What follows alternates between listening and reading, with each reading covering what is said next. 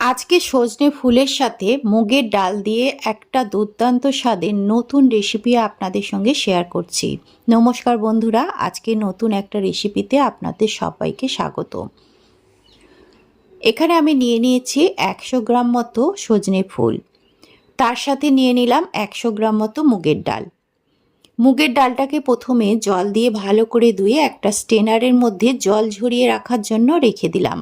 তারপরে ফুলটা থেকে সমস্ত কিছু ভালো করে বেছে নিয়ে 2 থেকে 3 বার জল দিয়ে পরিষ্কার করে ধুয়ে একটা স্ট্রেনারের মধ্যে জল ঝরিয়ে রাখার জন্য রেখে দিলাম। চলে এলাম রান্নার পদ্ধতিতে। একটা কড়াই গরম করে এর মধ্যে দিয়ে দিলাম 1 চামচ মৌরি। মৌরিটাকে একটা সুন্দর গন্ধ বেরোনো পর্যন্ত ভালো করে ভেজে নিলাম। ভেজে তুলে নিয়ে শিলনোড়া বা হামালদিস্তাতে একটু দরদরা করে গুঁড়ো করে নিতে হবে। কড়াইয়ের মধ্যে দিয়ে দিলাম 1 চামচ মতো সর্ষের তেল। তেলটা গরম হয়ে যাওয়ার পর এর মধ্যে দিয়ে দিলাম জল ঝরিয়ে রাখা মুগের ডাল। ডালটাকে তেলের মধ্যে বেশ ভালো করে ভেজে নিলাম।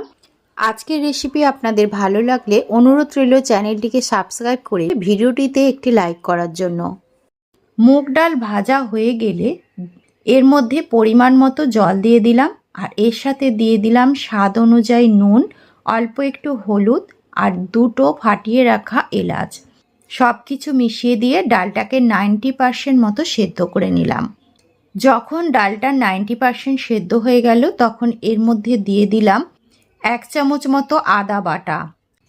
আদা বাটাটাকে দিয়ে এর মধ্যে দিয়ে দিলাম বেশ কিছুটা গরম জল। তারপরে ভালো করে মিশিয়ে নিয়ে 2 থেকে 3 মিনিট সময় ধরে ভালো করে ফুটিয়ে নিলাম।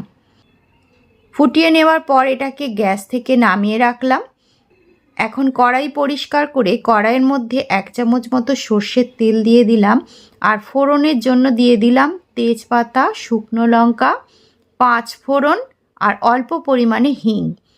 সুন্দর একটা অ্যারোমা বেরোলে সিদ্ধ করে রাখা ডালটা এর মধ্যে দিয়ে দিলাম, আর দিয়ে দিলাম ধুয়ে রাখা সজনে ফুল।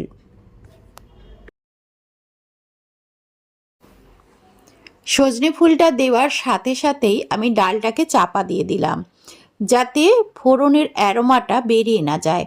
আর সজনে ফুলটা সেদ্ধ হওয়া পর্যন্ত ডালটাকে ফুটিয়ে নিলাম লো টু মিডিয়াম ফ্লেমে রেখে।